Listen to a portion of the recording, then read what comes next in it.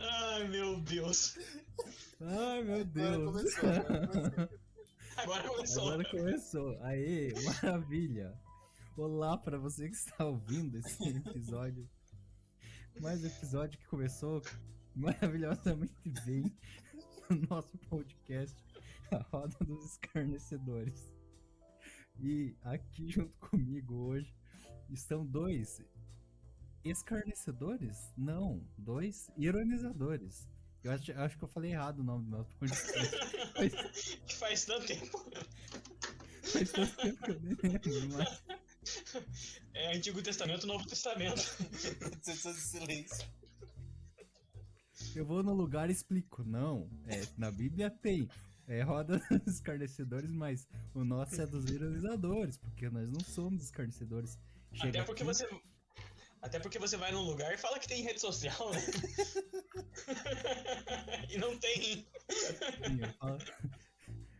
Me siga lá no Instagram, Lualepec, mas daí você vai Tá procurar ativado, não tem conta mais. inexistente. Não existe mais a minha conta no Instagram.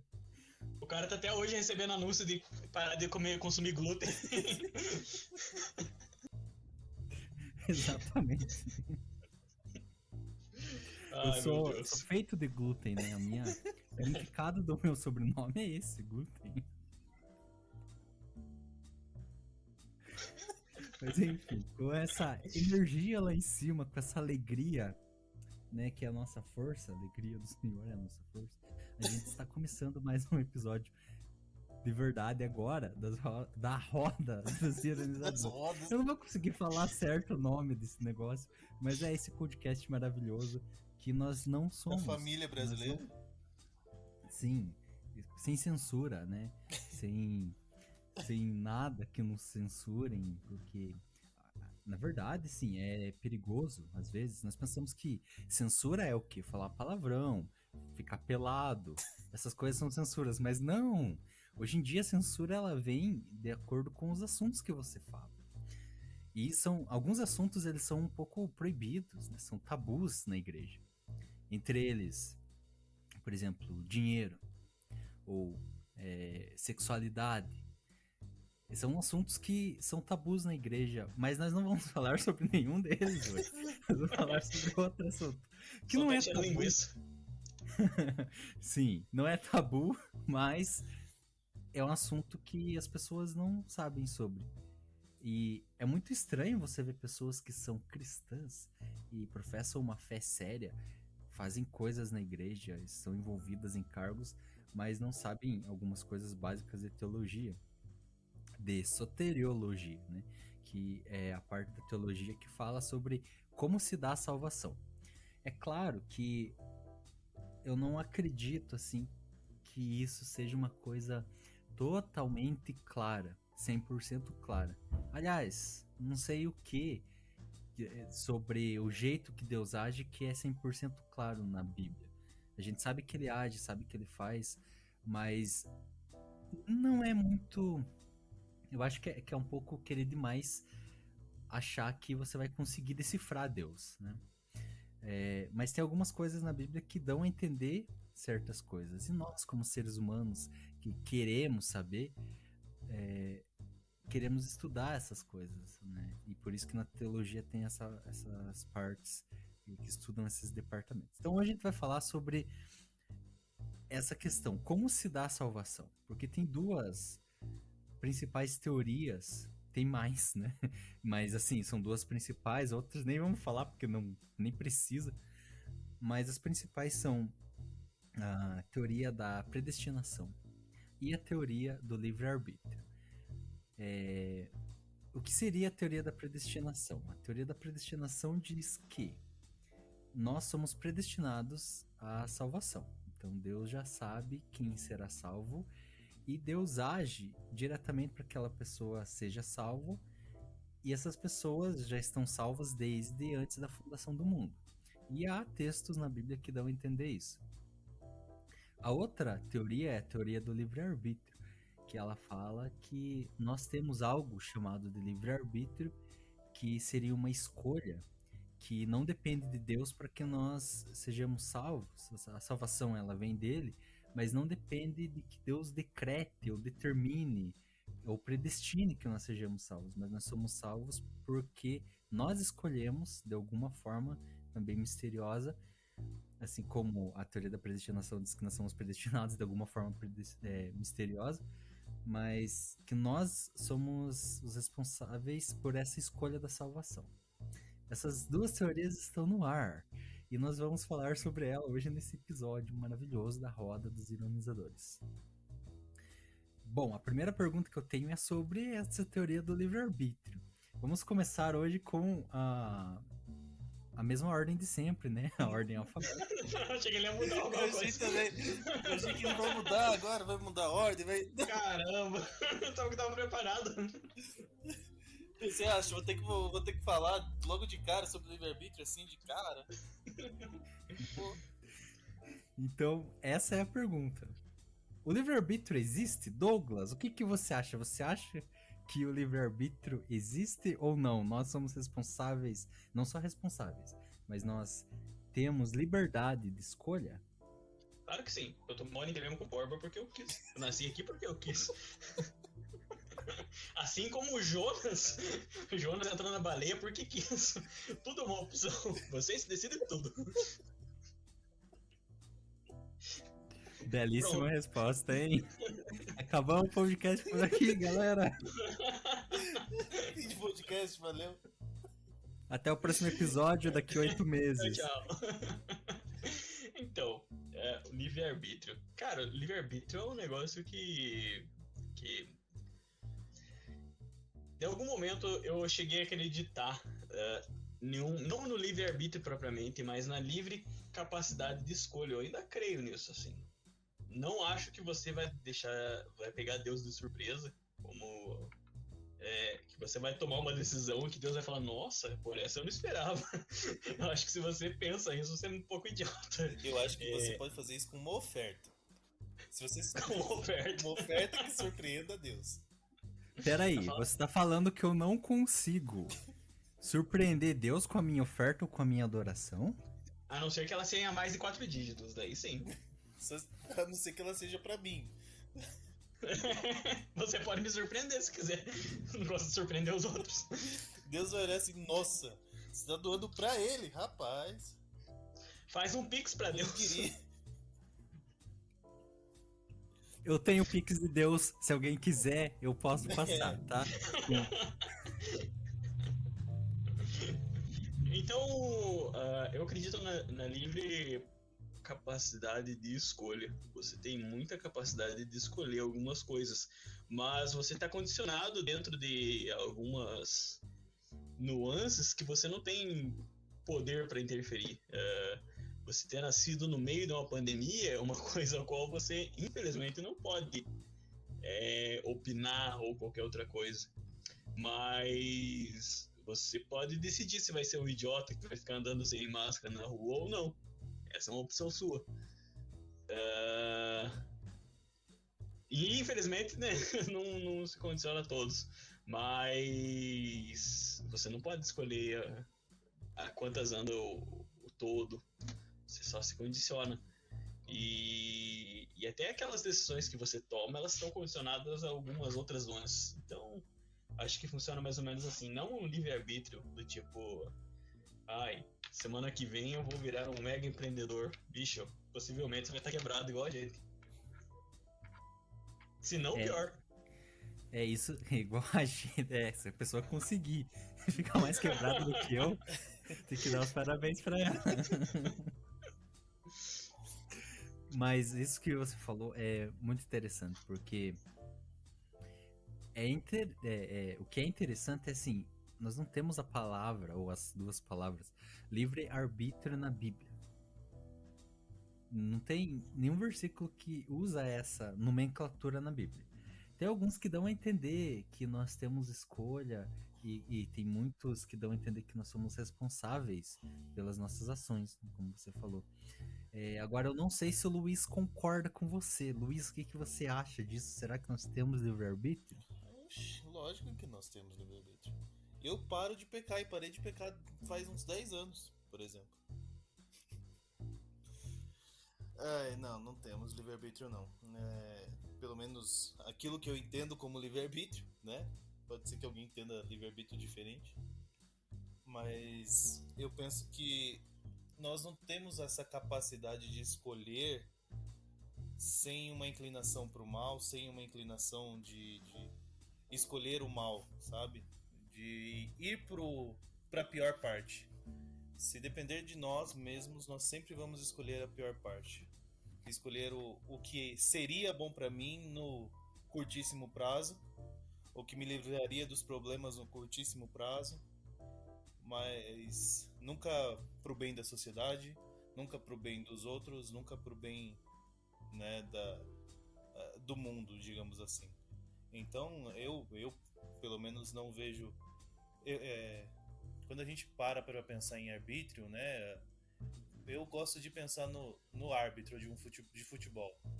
Em teoria, ele não deve ser inclinado a nenhum dos dois lados. Ele não é inclinado ao lado A ou lado B, a um time A ou time B. A não ser que seja Corinthians ou Flamengo jogando. Aí você sabe que ele é inclinado a um time. O jogo nem começa. Exatamente. Mas, em teoria, esse árbitro, ele não é inclinado, ele não é, digamos assim, ele não tem a influência para decidir para um dos lados. Então, ele é um árbitro livre, né? Vamos colocar assim. E essa seria a ideia, de que eu consigo escolher o bem por mim mesmo. Se eu consigo escolher toda hora fazer o bem, não só para mim, mas para toda uma sociedade, para toda a humanidade.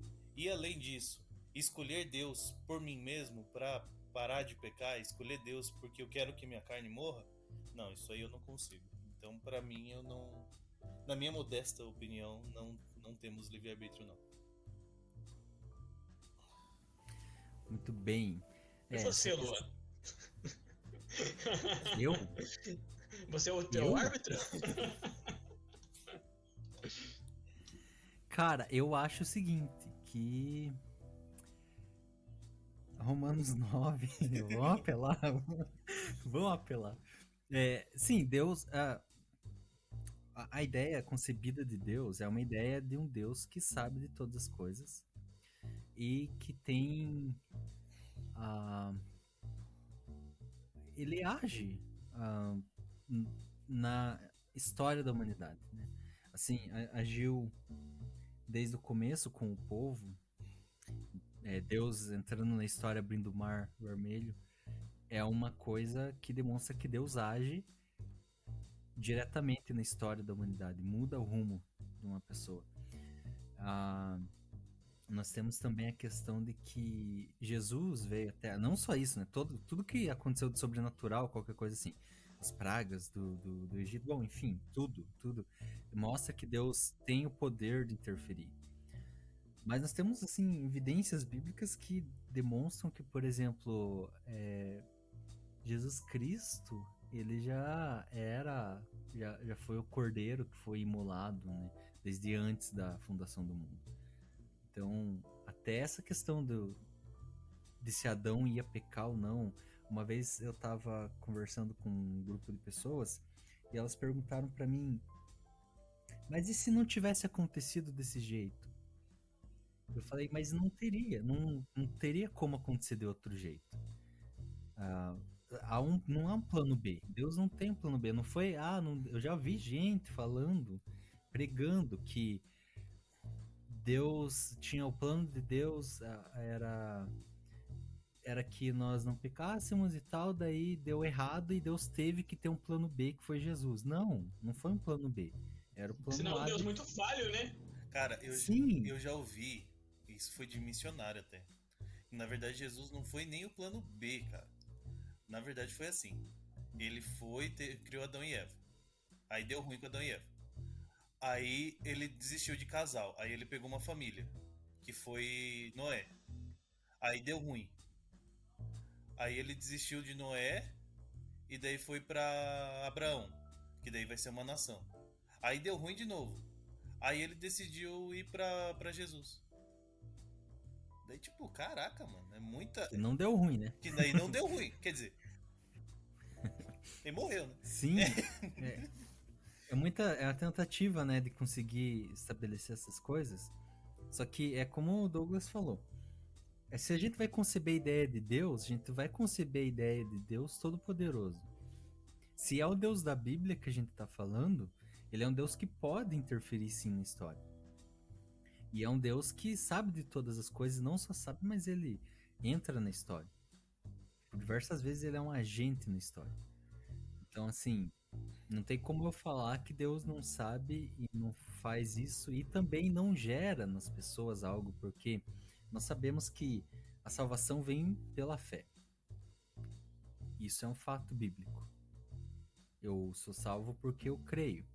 É claro que eu sou salvo pelo sacrifício, mas eu preciso crer no sacrifício. Só que a fé, ela claramente na Bíblia também não vem de mim, ela é um dom de Deus. Então, se eu sou salvo pela fé e a fé não vem de mim, então eu não sou salvo por mim mesmo. Como é que eu vou escolher crer ou não crer? Eu acho que isso é um ponto aí que elucida muita coisa. Agora, como isso acontece, realmente eu acho que é um mistério, de certa forma, porque eu vou falar que, assim, a Bíblia, para mim, ela tá mais pro lado da predestinação, porque tem muitos textos muito claros sobre isso. Mas eu acredito que isso não é uma questão que muda, por exemplo, a salvação da pessoa. Se eu creio no livre-arbítrio, eu não vou deixar de ser salvo por causa disso. E se eu creio na predestinação e não é assim, eu também não vou deixar de ser salvo. Estou usando meu livre-arbítrio para crer na predestinação, ou estou sendo predestinado a crer no livre-arbítrio. Exatamente. É isso que eu vou falar disso. Não depende. A salvação não depende de eu saber isso ou não. Até porque se eu fosse pra esse lado de que eu tenho que ter um conhecimento sobre algo para ser salvo, aí eu vou entrar num gnosticismo danado também. Aí eu já vou entrar numa onda bem diferente. Então é aquela, Deus salva quem Ele quiser. É basicamente isso. Eu tenho misericórdia de quem eu quero. Eu gosto do conceito de Jonas.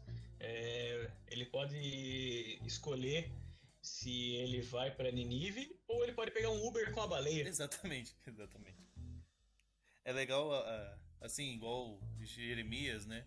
Jeremias, antes de nascer, já tinha uma profecia para ele que ele ia ser profeta. Olha só como ele escolheu bastante, né? O próprio Sansão, você, ele já é predestinado mesmo, né? Aí alguns vão falar, não, mas para serviço você vai ver alguns.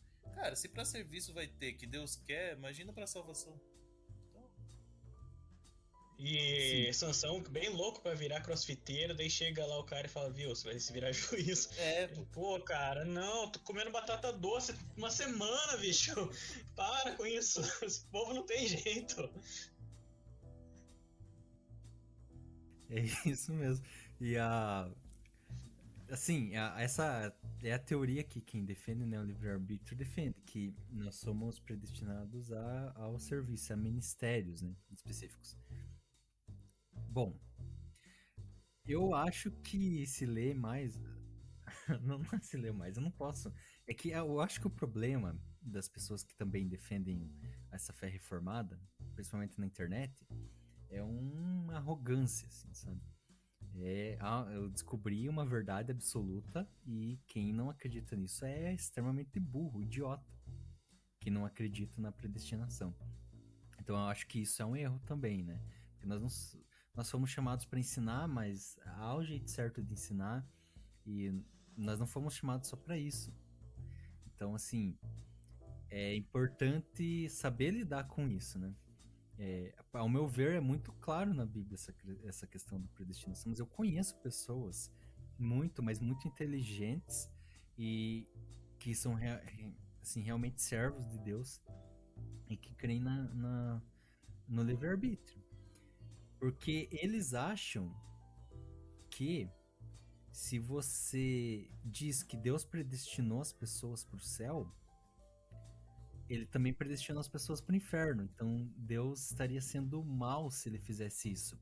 E eu quero a opinião de vocês sobre isso agora. Pulei aqui 500 perguntas, nem sei se tinha essa aqui.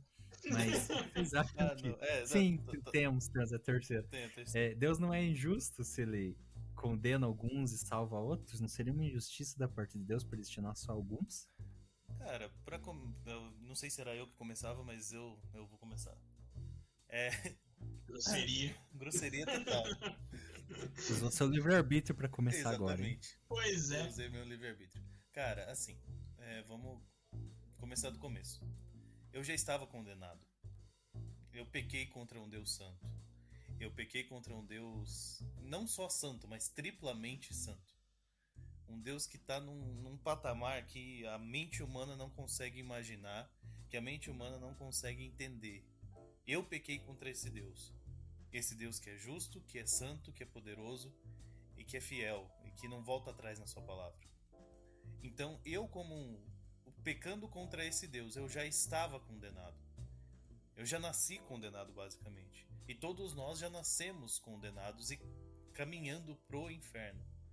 Então, esse Deus que é triplamente santo, puramente amor, puramente justiça, em sua graça, fez a propiciação do próprio Filho para que eu pudesse ser salvo. Eu e mais alguns. Eu espero que eu esteja, na verdade. Eu oro para que eu esteja. Todos esperamos. Ou não, né? Vai que, se ele não me salvar, ele vai continuar sendo justo. Mas é aquela, ele me salvou. E ele salvou a sua igreja, ele salvou aqueles que são seus. Porque todos estavam indo pro inferno. Não é que, ele predestinou alguns pro inferno e predestinou outros pro céu. Não. Todos estávamos enviados para o inferno. E ele salvou alguns em sua graça e em sua misericórdia. Em sua infinita sabedoria. Então, não é que ele, eu destinou. Não. A gente já estava condenado. Então, para mim não é que é fácil responder isso, mas é o entendimento de que eu estava caminhando para o inferno, ele me pegou e me colocou no caminho certo, que é para ele mesmo, que é para sua gloriosa graça. O mundo é um grande de um prédio pegando fogo, né? E ele tá pegando fogo, bicho. E Deus vai lá e salva alguns. E ele não deixa de ser o bombeiro que salva uma galera só porque ele salvou alguns. Porque ele salvou alguns pela misericórdia dele, pela graça dele. E é isso, bicho. Não tem muito o que falar, não, velho. Deixa eu esperar a moto descer, porque desceu a moto na rua. Tá, não. Esse daí Deus não salvou, eu sei. Deixa eu conversar com ele. Então, todo mundo estava condenado. Assim mesmo como o Luiz falou. Tava todo mundo condenado. O inferno era o mínimo para todo mundo. E aí, o fato de Deus salvar alguns não diminui a misericórdia e a graça dele. Porque ele salvou alguns, né, cara? Ninguém merecia. E então é isso.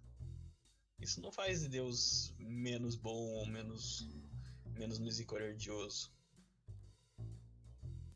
Até porque, assim, toda a teologia reformada que vai tratar mais dessa questão da predestinação, ela alega que a eleição, que seria também uma predestinação, né? Um outro nome que a Bíblia dá para predestinação, ela é incondicional. Então, a maneira que Deus faz pela teoria reformada é uma teoria, uma maneira incondicional. Então, Deus não está escolhendo uma pessoa para ser salva, digamos assim, porque aquela pessoa tem algum atributo, porque, como vocês bem falaram, nós somos sempre devedores. Há um abismo entre mim e Deus. Há um abismo que não tem como preencher, não teria como ser salvo. E, na verdade, ele seria justo se mandasse todo mundo pro inferno. Isso seria justo. Por quê? Porque Deus é santo, como vocês falaram. Ele não tem a obrigação de salvar ninguém. Mas mesmo assim ele fez. Ele enviou o único filho dele para morrer por nós. Então, eu acho assim que se eu parar para pensar em Deus como um ser que mais ou menos pensa como um ser humano, aí é aceitável essa ideia de que Deus seria injusto. Que, por exemplo, eu poderia salvar vocês dois, mas eu escolho salvar só um de vocês. Por quê? Então eu tenho esse conflito, porque eu sou um ser humano. Mas se eu sou Deus, esse conflito não vai existir, porque eu sou perfeito. Porque eu não tenho defeitos, porque eu não sou igual a vocês. É uma coisa que ela também é atribuída, ao meu ver, à glória de Deus. Porque é uma maneira de Deus agir. E se Deus tem a capacidade de fazer alguma coisa, mesmo que seja uma coisa que pra gente seja meio ruim, como a condenação, ele ainda é Deus, ele ainda tá exercendo a glória dele sobre nós.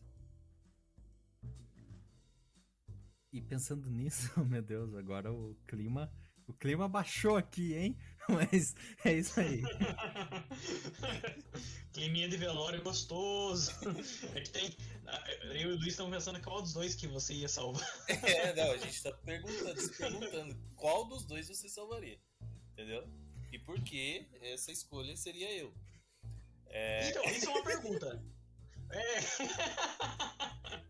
Não, cara, qual será que é o. Isso é uma das coisas. Chegar no portão do céu e perguntar: qual que é o critério que você usou pra me escolher, cara? Cara, não, sendo sincero, se for assim, pegar o meu parâmetro, ele pegou os mais ferrados assim mesmo. Os pior, assim, acho que é esse a vibe dele. Será que ele usa o botão do aleatório igual do Facebook pra fazer sorteio? Pode ser. Que olha. É que você não curtiu o comentário. Tá de fora. Cara, é uma das perguntas. Por que ele me escolheu, cara? Pô, tanta gente melhor que eu, mano. Fala melhor, é mais inteligente, mais bonito. Mas ele escolheu. Quer dizer, mesmo que seja pra ser um vaso de desonra, né? Que seja um daqueles caras lá que eu chego na frente de Jesus no final das contas e falo: Jesus, eu preguei no teu nome, expulsei no teu nome. Ele virar pra mim e falar: sai daqui que eu não te conheço. Ainda assim eu vou ter. Perdeu o tempo, irmão. Perdi tempo, mas mesmo assim eu fui escolhido por ele pra pelo menos uma pessoa se converter, né? Mesmo assim, estamos felizes. Eu assim, não me recuso a responder quem eu salvaria de vocês dois, porque eu acho que nenhum de vocês mereciam ser salvos. E é isso que é o evangelho. Não fiquem bravos. A resposta comigo. de crente é muito boa porque ele foge, né, do assunto. Crente, ele nunca dá a resposta. E é isso, e na verdade isso é realmente o evangelho. Ninguém merecia ser salvo, né? E ele veio para exatamente nós, né? Não precisam de médicos sãos, né? E são é uma coisa que eu não sou. Isso é uma coisa que eu tenho que admitir que eu não sou. Então, realmente, eu tô aí dentro dessa curva aí, né? Mas é isso. Só que eu quero saber uma coisa de vocês. Isso aqui também acho que não tava nas perguntas, mas aqui me surgiu isso agora nos comentários que vocês fizeram, que é assim, como é que eu sei que eu sou salvo? Eu sei que eu sou salvo? De alguma forma? Porque vocês falaram, se chegar lá no fim e eu ver que eu não fui salvo, então como é que você sabe que você é salvo? Tem como saber que você foi salvo ou não tem como? Você tira uma certidão na delegacia e lá ele fala.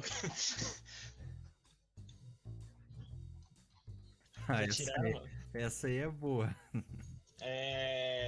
Então, como saber se você é salvo? Eu levo como parâmetro a confiança na palavra. Eu acho que é o primeiro parâmetro para você saber se você vai ser salvo, é a confiança na palavra, de que aqueles que crerem em Cristo serão salvos. E a busca pela fé verdadeira, né? Tá de acordo com o que a Bíblia diz e tudo mais. Mas você não vai ganhar uma coroazinha na cabeça, um anel no dedo, nem nada do tipo. É a confiança, é a fé. Se a tua fé te garante que você está salvo, que você crê num Deus verdadeiro, eu creio que você pode ser salvo. E a confiança de que você não vai ser salvo pelos teus atos, pelas tuas bem-aventuranças, porque isso não vai te salvar de nada.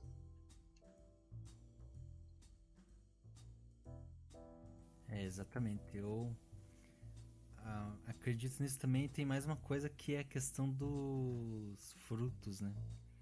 Que a Bíblia fala que pelos frutos nós conhecemos, né? Aqueles que são, aqueles que não são. Então, eu acho que a partir do momento que eu vejo que o Espírito gera em mim esses frutos, eu tenho meio que uma convicção de que eu sou salvo. Então, como eu sei que eu sou salvo, eu pelo menos acredito que é o Espírito Santo colocando o desejo em mim de sempre estar buscando por Deus e sempre estar buscando ser melhor, sabe? É aquela coisa de você buscar sempre sendo melhor, sempre se incomodando com o fato de estar errando, de estar pecando, de estar falhando com esse Deus tão grandioso, né? Que é o nosso Deus. Porque assim, é uma outra pergunta que eu sei que em algum momento você iria fazer, né? Que é: se eu sou predestinado, posso viver minha vida como eu quiser.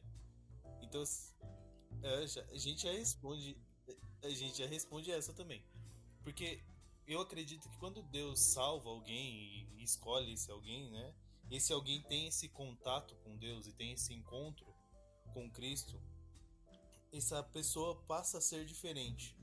Ela já não, ela vai ter algo nela que ela vai deixar de fazer as coisas que ela fazia antes. Não por medo do pecado, não por medo do inferno, não por medo de eu vou pro inferno agora se eu beber cerveja, ou eu vou pro inferno se eu transar com 35 mulheres em 35 dias. Não, não é isso. É, é um uma forma de agradecimento a Deus. Eu sou tão grato a Deus, eu sou tão agradecido a Deus, eu tenho tanta gratidão a Deus que eu não posso viver de outra maneira a não ser agradar a Ele. Eu não posso viver uma maneira de forma que eu vá decepcioná-lo, digamos assim, que eu vá ferir o caráter dele. Então, a partir desse momento que eu tenho essa consciência, eu vou mudar a minha forma de andar. Eu não tenho mais problema com o pecado. O pecado não é mais o que importa para mim. O pecado foi pago na cruz e eu sei que já foi pago os que eu já cometi e os que eu vou cometer. Mas ele não é o mais importante. Agora é minha relação com Deus. E eu vou fazer tudo aquilo que ele quer que eu faça, que ele deixou nas escrituras dele. Que é amar a ele acima de todas as coisas e amar o meu próximo como a mim mesmo. Ou pior, de uma maneira pior, como ele nos amou. Então, é isso. Eu sou predestinado, se eu sou eleito, eu vou viver de uma forma a agradar a ele. Vou viver de uma forma a sempre estar agradando a esse Deus que foi tão misericórdia a ponto de me salvar.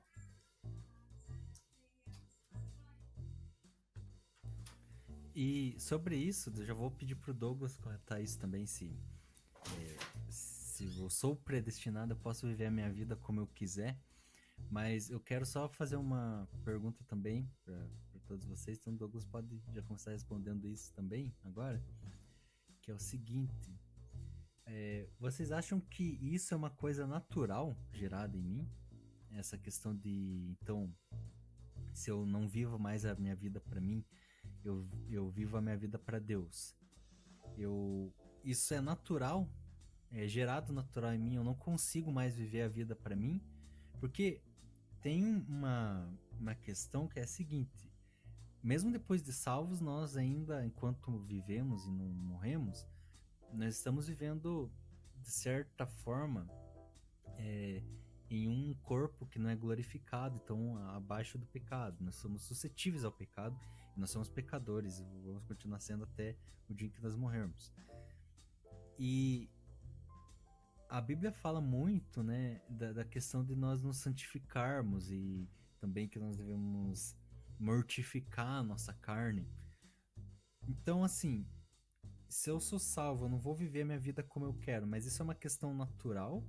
Eu não vou mais pecar, ou eu diminuo muito o meu pecado, as minhas ações pecaminosas, de uma maneira natural, ou isso é com o tempo e vai acontecendo conforme eu vou vivendo, eu vou aprimorando uma coisa aqui, outra ali, até o dia que eu morrer, e eu tenho que realmente pôr esforço e lutar contra o pecado que habita em mim? O que você acha, Douglas? Acredito que seja um processo de luta diária. O que ocorre é a palavra. A gente tem um encontro com a palavra de Cristo, uma revelação através do Espírito Santo, e essa revelação é como se fosse uma fome, um desejo por Cristo e pelas verdades de Cristo. Ao mesmo tempo, existe essa necessidade de luta diária, e é uma luta muito complicada. O que acontece é que algumas pessoas têm uma experiência com o sagrado, mas não são realmente tocadas pelo sagrado. Não compete a nós, enquanto cristãos, tentar adivinhar quem é e não. Compete a nós levar a palavra de Cristo através das nossas ações de testemunho. Mas, infelizmente, algumas pessoas só vão ter aquele contato, aquele arrepiozinho com a palavra de Cristo, e não vão ter a verdadeira experiência que nos faz querer lutar contra nós mesmos. Agora, tratando sobre a primeira questão, mas a questão que foi respondida anteriormente, sobre predestinado, se eu posso viver minha vida como quero. Você pode viver tua vida como quer? Não, porque se você foi salvo por Cristo, a tua natureza já vai te incomodar, e eu creio que o cara não vai conseguir viver como quer. E se ele conseguir, é porque talvez não tenha tido exatamente esse contato com a palavra ou algo do tipo. Acredito nisso.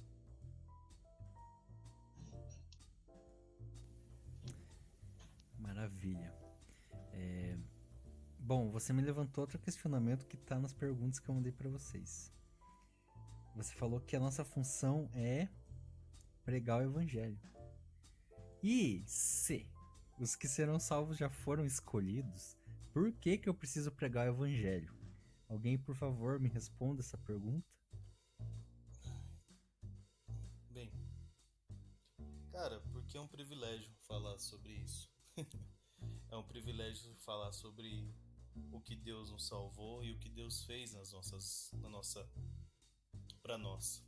E querendo ou não, eu acho que partindo da gente é mais fácil das pessoas acreditarem. Eu não sei se é mais fácil ou não, mas é algo que Deus deu pra gente, é um privilégio que Deus deu pra gente de falarmos sobre o evangelho para as outras pessoas. E também para que as pessoas não tenham uma desculpa de falar que não sabem lá na frente. Ah, mas eu não sabia sobre esse Deus. Sabia sim. Em tal dia, tal hora, o Douglas chegou para você, entregou um folheto e te levou até o encontro com Deus. E lá você teve 3 dias de encontro com ele. Tô brincando.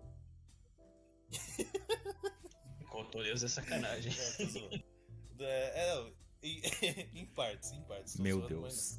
Mas assim, é para deixar a pessoa mais indesculpável ainda, tanto para sua condenação como para a própria salvação. É para deixar a pessoa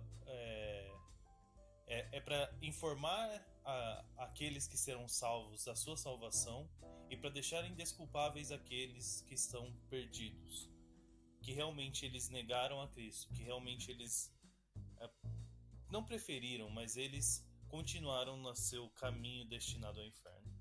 Acho que é mais ou menos nessa linha, de uma visão de que ele nos deu esse privilégio de pregarmos o evangelho. Ele poderia ter dado para qualquer um dos seres celestiais, sei lá, ele poderia ter deixado para Gabriel pregar a mensagem. Tenho certeza que ele é um mensageiro bem melhor do que eu. Coca-Cola poderia ter enviado para todo mundo, no mundo inteiro. Exatamente.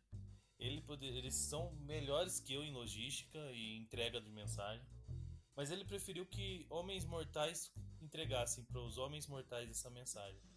e também que para deixar os condenados mais indesculpáveis e os eleitos mais felizes, vamos colocar dessa forma.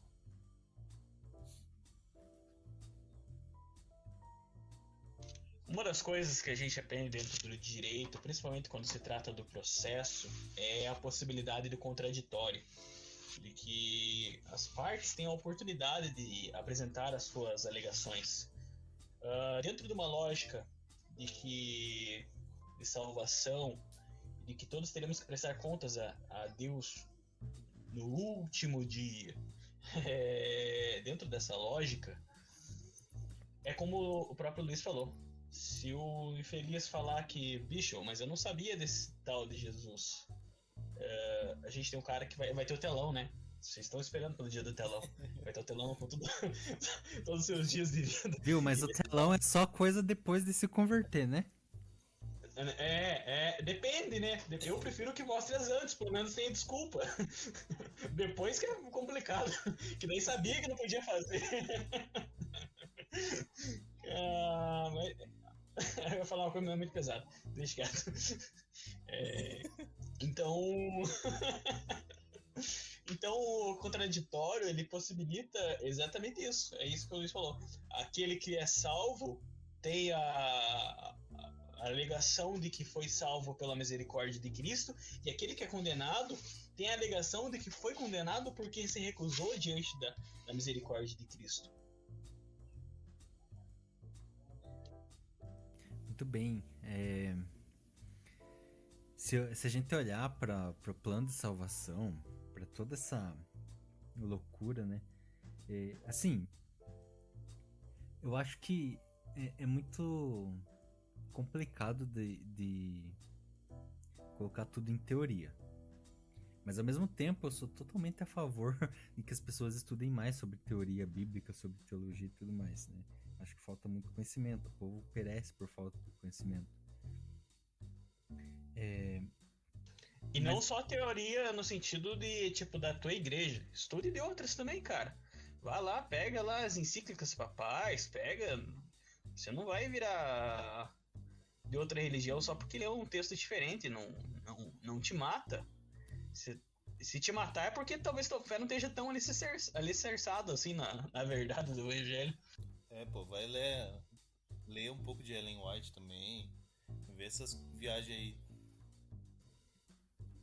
Sim, porque a nossa fé, se ela é abalada por essas coisas, e aliás, é por isso que tem muitos jovens aí que quando entram na faculdade desviam, né, do caminho, porque na verdade a fé deles não foi estabelecida em conhecimento. Agora a questão é, eles se desviaram ou eles nunca estiveram? Exatamente, eu ia chegar nessa questão. Eu acho que talvez... Será que eles estiveram mesmo? Ou será que não foi aquela questão do emocionalismo que a gente bate tanto nessa tecla aqui? Mas assim, eu vi pessoas que, pra mim, elas passaram anos e anos das suas vidas indo em um culto pra sentir algo diferente, uma emoção, mas não tiveram uma profundidade em conhecer mais de Deus e saber quem Deus é. Então, na verdade, saber sobre as outras religiões, as outras crenças aí, isso teria que só reafirmar a nossa.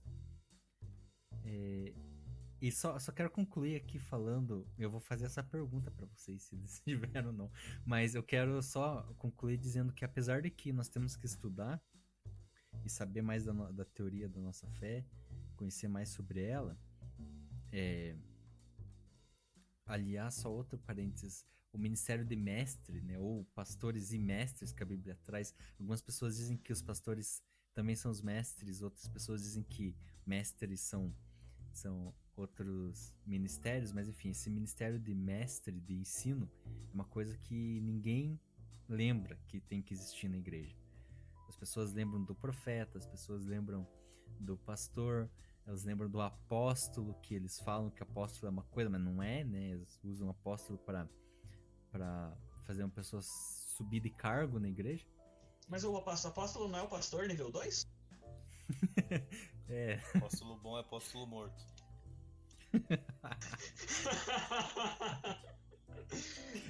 Não fisicamente, tá, pessoal? É só teórico. Na verdade é fisicamente, porque todos são mortos. E histórico. Fisicamente.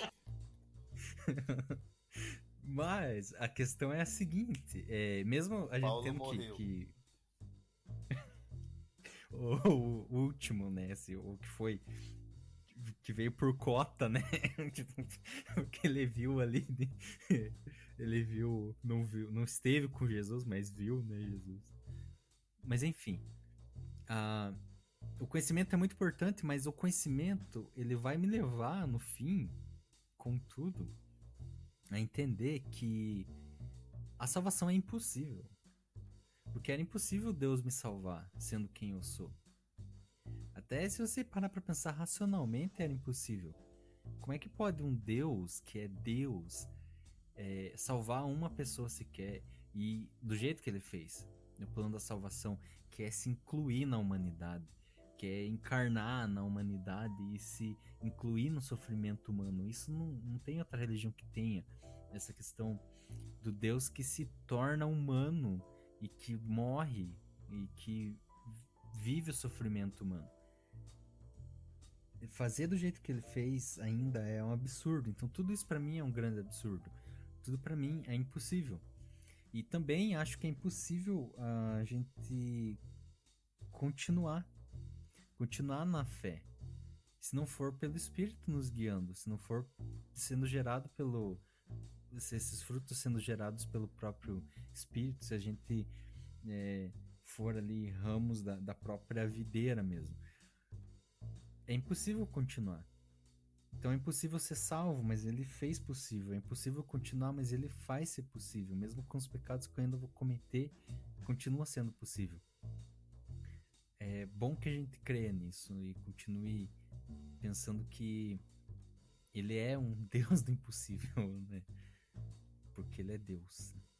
Então ele pode fazer isso. Mas essa é a outra pergunta que eu tenho pra você. Só concluindo essa questão do quão impossível é se manter e continuar.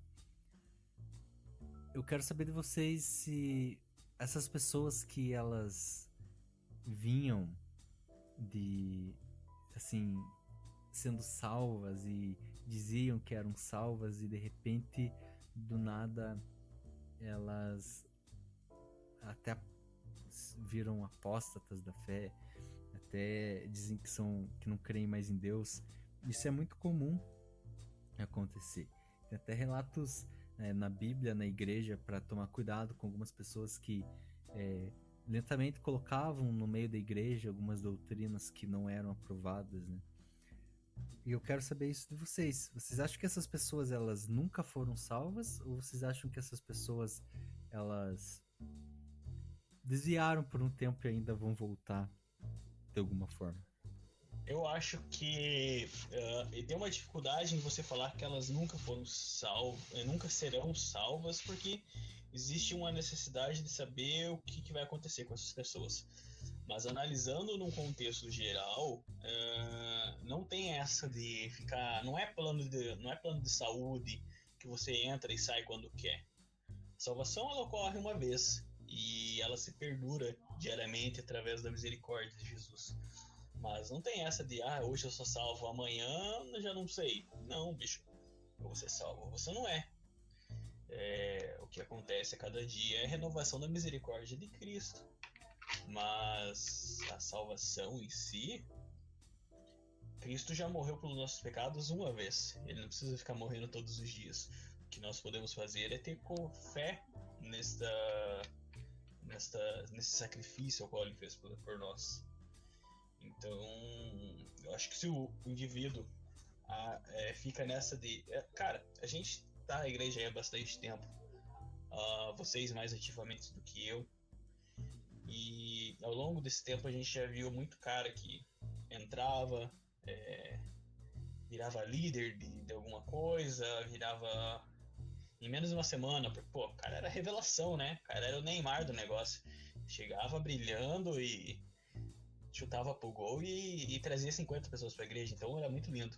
Então já metiam esse cara na direção de um grupo ou alguma coisa do tipo, e então esse cara saía da igreja. Eu sempre acho muito problemático essa questão de escolher, da escolha de quem a gente coloca como liderança, porque a fé ela é igual um vinho, ela tem que ser maturada, a gente tem que ver ao longo do prazo, não pode só a gente, eu digo enquanto igreja, tá? Enquanto instituição, não dá para ser entregando na mão de qualquer pessoa, qualquer recém-convertido, porque existe a necessidade de ter uma aprovação maior antes de assumir algo. Então eu creio que é difícil de dizer se o cara perdeu a salvação, mas eu não creio que o cara se desvie e depois possa voltar. O que pode acontecer é que ele tenha cometido um erro de decisões ali, mas a misericórdia de Cristo não deixa de atingir ele ainda, mesmo nas situações, e mesmo na situação dessa, ele ainda, se salvo, se sentiria incomodado pelo Espírito Santo. É isso que você falou aí, tanta verdade que em 1 Timóteo 3, lá, são estabelecidos alguns critérios, né, para a escolha dos diáconos, também dos pastores, e, assim, é uma questão muito criteriosa, quem vai ser a liderança de qualquer coisa, né, um diácono, um pastor. Isso é algo muito sério que não é respeitado, porque as pessoas acham que quanto mais pessoas tiverem na igreja, mais Deus está agindo. Quanto mais pessoas emocionadas, mas elas não percebem que não tem um número realmente expressivo, é só rotatividade. Gente que sai e entra toda hora, e também não percebem que essas pessoas não são formadas na palavra, e não dão frutos e não tem uma fé verdadeira, só vivem de emocionalismo. Mas vai, Luiz, fala o que você ia falar, rapaz. Cara, eu concordo plenamente com vocês nesse ponto. Assim, não posso dizer que a pessoa nunca foi salva ou que não será salva, até porque a salvação pertence ao Senhor e só Ele pode dizer se uma pessoa é salva ou não. E é exatamente isso que a gente... não que é salva ou não, é lógico que a gente pode saber pelos frutos, óbvio, mas assim, em questão de... No momento que a pessoa morreu, tal pessoa morreu, ela foi pro inferno ou não? Cara, não sei, né? Então, ela fez isso em determinado momento, fez aquilo. Então, eu não posso dizer para você que, esse momento a pessoa tá salva, no próximo não está. Eu acredito plenamente que salvação não se perde, porque não se ganha, vamos falar assim. O que eu fiz para ganhar a salvação, não fiz nada para ganhar a salvação. Então não existe algo que eu possa fazer para que eu possa perder essa salvação. Então, uma vez salvo, salvo para sempre. Então, se a pessoa teve um encontro com Cristo e ela realmente foi salva, ela pode ir para qualquer lugar que ela quiser. Ela pode ir, o Espírito Santo vai incomodá-la a ponto dela voltar. O Espírito Santo vai lembrar ela desse convencimento sobre o pecado, sobre o juízo e sobre a justiça, e ela vai largar esses maus caminhos e voltar para Cristo. Então, essa pessoa que vai e volta, e às vezes ela já foi salva e ela precisa de uma profundidade maior, e aí entra a igreja nesse processo de dar essa profundidade. Mas também pode ser que seja a pessoa que a semente que caiu na beira do caminho, que não vai se aprofundar, que realmente vai vir o passarinho, vai vir o diabo, nesse caso é o diabo mesmo, que Jesus falou que é o diabo, e levar essa semente para ele, e essa semente não vai se aprofundar, não vai ter raiz, e ela vai explodir e pode até dar uma flor bonita em algum momento, mas ela não vai ter raiz, ela não vai permanecer. Então essa pessoa, a gente pode falar que nesse momento ela não foi salva. Eu acho que é isso. Pode ter ficado confuso, mas é basicamente isso. Muito bem. Até aqui você falou da questão de não perder a salvação, né? Hoje em dia muito se fala, e a gente tem que falar uma vez sobre isso, sobre suicídio, que para algumas pessoas é um pecado que não tem perdão, né? Eu sei que esse assunto é um assunto que Você vai meter dá um outro essa, podcast, né? você vai meter essa de suicídio no podcast, no final do Não, podcast. Você não vai fazer eu isso. não vou. Eu não vou. Eu só quero dar um exemplo, né? Então, você que está ouvindo esse podcast, sabe que a gente vai fazer um dia, se Deus permitir, né? Se ele não voltar hoje. Aliás, Jesus pode voltar hoje, você que está ouvindo esse podcast. Você está Se preparado? arrependa. Que roupa Então, você está usando? Tá com uma cueca limpinha? mas E assim, calça jeans, será que sobe pro céu? deve subir, né? Eu acho que não é tão difícil. Não é uma escalada assim, igual do pico agudo, que você não consegue se não tiver com uma roupa leve. Imagine Deus chega e fala assim: os 50 primeiros que subir, dão salto. O resto vai pro inferno. E daí tá lá o Luan de calça jeans. Aquela denominação que não come carne e que vive, tem como um dos preceitos viver saudavelmente, ó, eles vão ter uma vantagem nisso. Talvez eles estivessem certos, né? Mas pode ter certeza que se for isso aí, a gente tá lascado. Porque vai ter os irmãos crossfiteiros que vão estar na frente. Tem os irmãos. O que a gente ganha é da bola de neve, que, né, que a bola de neve desce mais rápido. Então a gente ganha da bola de neve. Pelo menos isso. Meu Deus. Bom, lembrando que quem fez esse comentário foi o Luiz, né? Não, em termos de subir. Dá o nome ao boi. Em termos de subir, entendeu? Até porque, ó, poderia ter falado que a lagoinha fica lá embaixo, não tem como subir e tal. Mas enfim. Enfim, o que eu tava falando é que eu pensei numa coisa aqui, mas eu não vou falar, senão eu vou me complicar igual a você. Ah, Sobre a questão da lagoinha. Mas enfim, a questão do suicídio que eu disse, né? As pessoas, elas querem colocar, elas querem porque querem dizer se alguém foi salvo ou não. Elas têm essa necessidade de ser um capataz, né? Tem aquela música do Resgate, eles precisam saber que tem uma hora que na letra diz que eles não querem faraós e nenhum capataz. Então, muitas igrejas vivem como se fossem faraós dos seus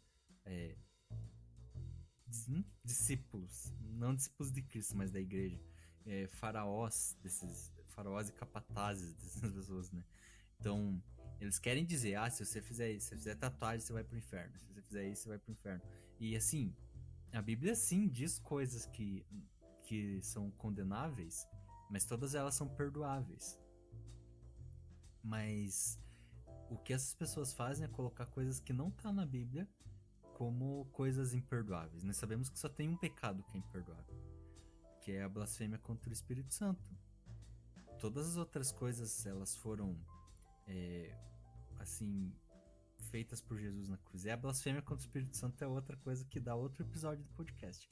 Então você que está ouvindo esse podcast, saiba que nós podemos fazer sobre suicídio, sobre blasfêmia contra o Espírito Santo, sobre muitas coisas. Mas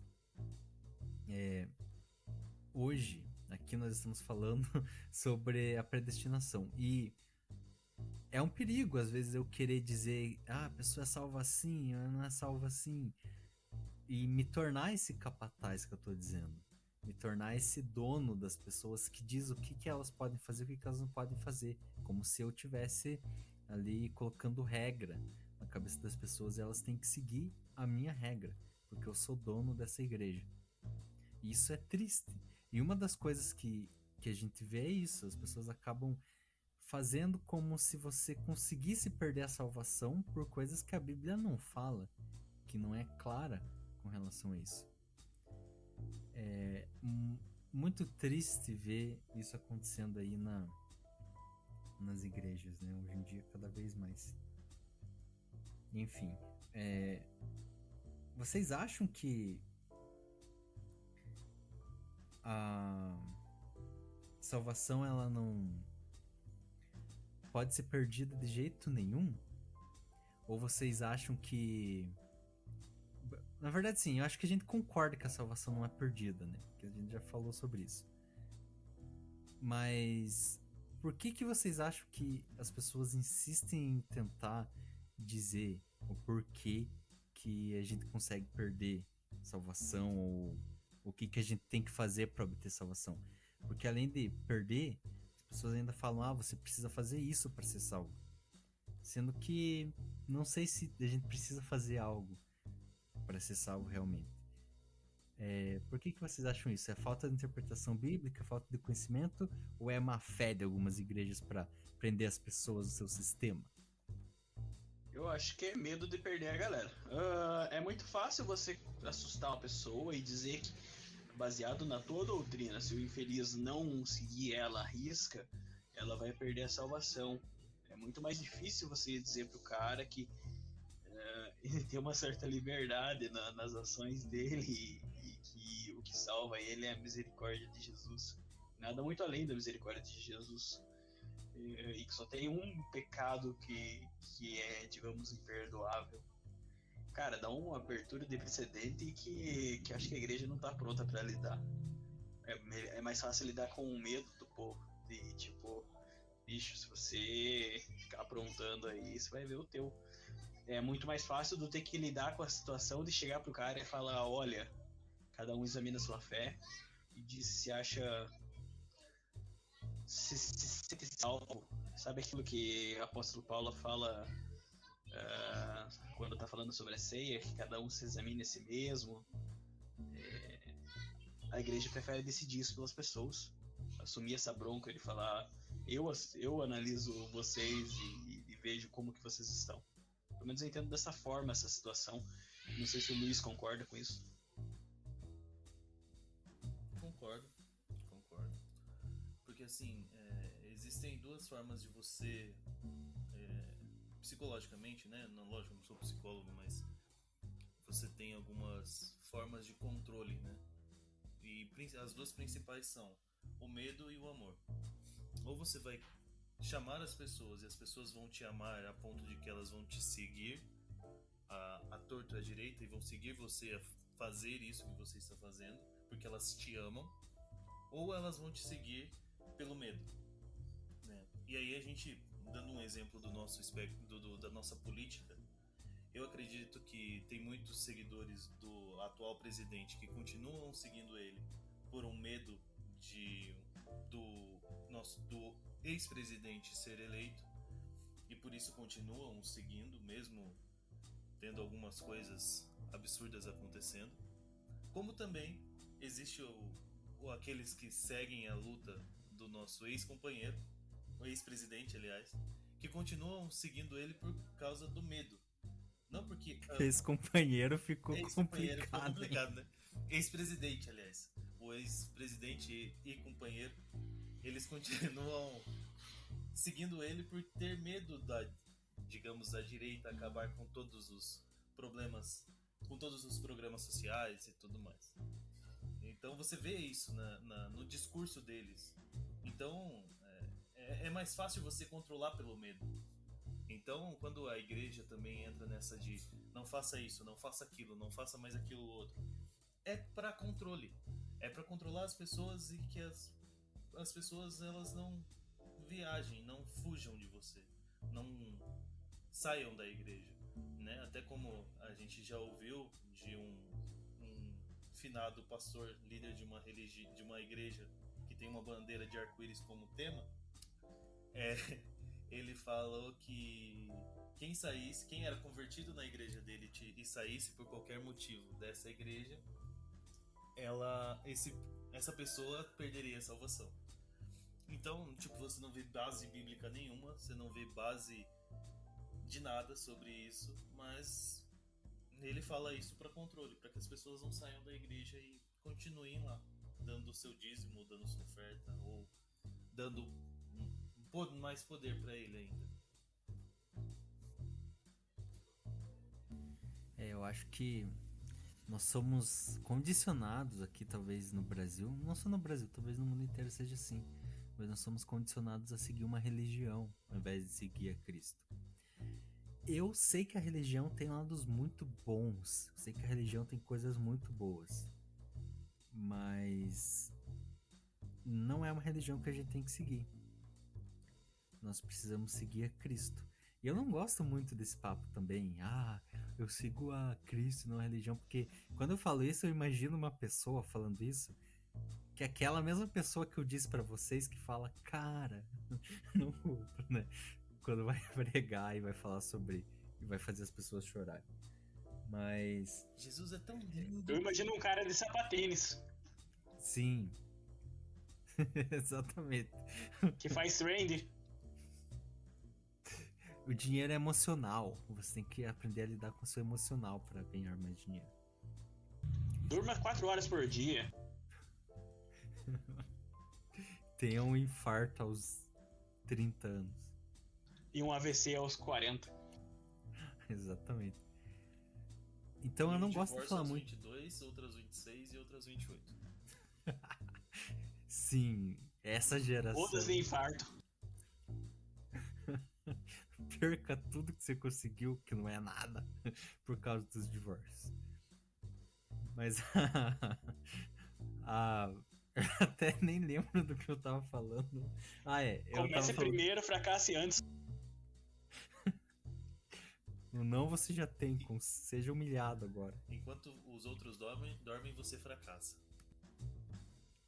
Exatamente. Eu tava falando, agora eu lembrei, da religião, né? Eu não gosto muito de falar isso, nós não temos que seguir religião, nós temos que seguir Jesus, porque há coisas que nós precisamos seguir claramente na Bíblia. Mas de qualquer forma, parece que nós corremos atrás do que é religião, né? Nós queremos ter, nós queremos ver, nós queremos não precisar da fé, que é a certeza do que não se vê. Nós precisamos de uma imagem, nós precisamos de um lenço ungido, nós precisamos de alguma coisa, uma arca da aliança, alguma coisa que vai fazer com que eu deposite a minha fé naquilo ali, com que eu tenha certeza daquilo que eu tô vendo. Do feijão que cura a Covid. Exatamente.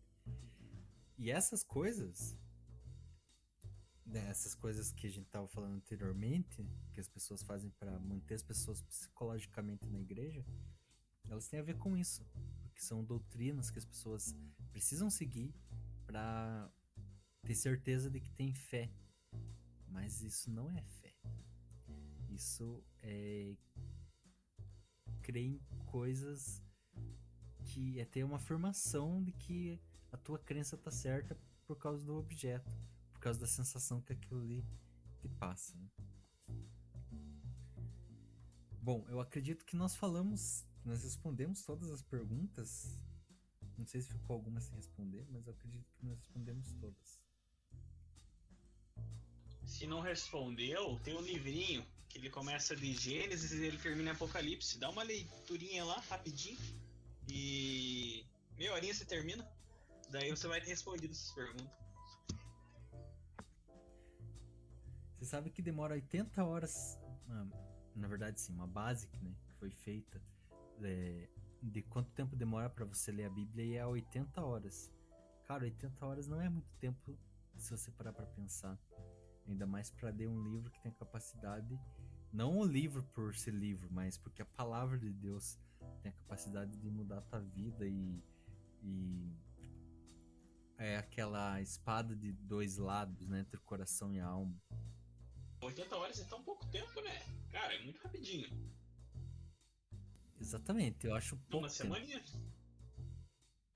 Sim, se a pessoa se dedicar, se a pessoa parar de ficar no TikTok e no Instagram e for ler a Bíblia, ela consegue ler em muito pouco tempo. Se a pessoa tem TikTok, ela já sabe que ela não vai pro céu, né, Luan? Ela não precisa ler Bíblia. Exatamente. Influencer gospel fazendo a dancinha no TikTok. De preferência comecem no Novo Testamento. Senão vocês vão. Porque daí começa a ler lá em Gênesis e para em Levítico, porque você não tá entendendo nada do que tá acontecendo em Levítico. Sempre acontecia isso comigo. Chegava em Levítico e morria a leitura. Eu desistia. Se passar, e ainda se conseguir passar por Levítico, você morre em números, mano. Aqueles nomes lá complica demais. Números, crônicas. Cara, crônicas é horrível. 9 capítulos só com nome. Pelo amor de Jesus Cristo. Só Deus mesmo pra capacitar a gente pra fazer essas leituras. É bom pra quando você for ter filhos. Você Não é bom. pega de lá o Não é nome. bom. Não é bom. Não tem nome bonito lá, não. Tem uns nomes horríveis. Azeleupone é um deles. Não tem Enzo lá, né? Pelo menos isso. Não tem Enzo. Mas tem uns nomes mais bonitos, gente. Tem... mantém o básico, cara. Mantém o básico. Não inventa. Faça seu filho sofrer bullying com a Bíblia. Vou vender esse curso online. Arrasta pra cima aí pra entender como é que você faz isso. Não, legal que eu falo isso com a minha irmã se chamando Kesiane, mas tá bom.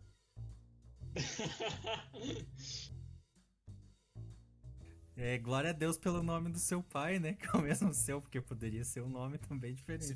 Se fosse dependesse do meu avô, era Damacinta, então. Agora imagine eu me apresentando em algum lugar, tipo, eu tô, né, passei um tempo na Jocum, me apresentando, eu sou o Damacinta, então de Telemaco Borba. Cara, a igreja ia rodar no manto toda hora, velho. Só eu me anuncio. É língua estranha. É língua estranha. Bom, então eu acredito que nós terminamos, porque nós cobrimos tudo aqui. Eu acho que nós falamos totalmente diferente do que, do que estava lá nas perguntas. Mas é isso aí, a gente não quer agradar ninguém aqui. Nós queremos fazer um podcast com a nossa ignorância, para as pessoas não consumirem. Então não ouça esse podcast. Se você quer uma coisa teológica perfeita, vá procurar um canal de teologia melhor no YouTube. Mas se você quer pessoas que falem como as coisas são na sua vida dessa maneira ignorante e irônica, nós estamos aqui. Nós somos a sua salvação. Creia em nós. Não creia em nós. Creia em Deus. Mas manda o Pix. O Pix para Deus é o número que eu falei do Pix de Deus. Coincidentemente é o mesmo número de celular que eu tenho. Se alguém quiser, só comentar aí que eu posso mandar, ok? Ah, eu achei que ele ia passar o número do celular dele. Eu ia dar muita risada. Aí é muita inocência.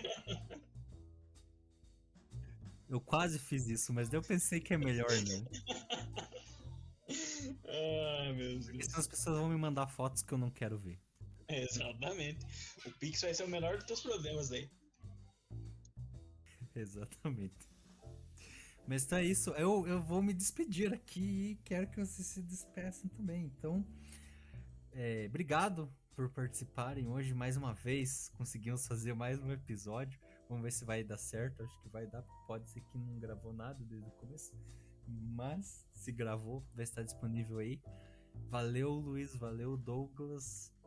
Tem uma semana, mês, ano, sei lá quando a gente vai gravar de volta. Maravilhosos aí. Obrigado pela parceria. E até uma próxima oportunidade. O somzinho do fundo diz muito sobre nós.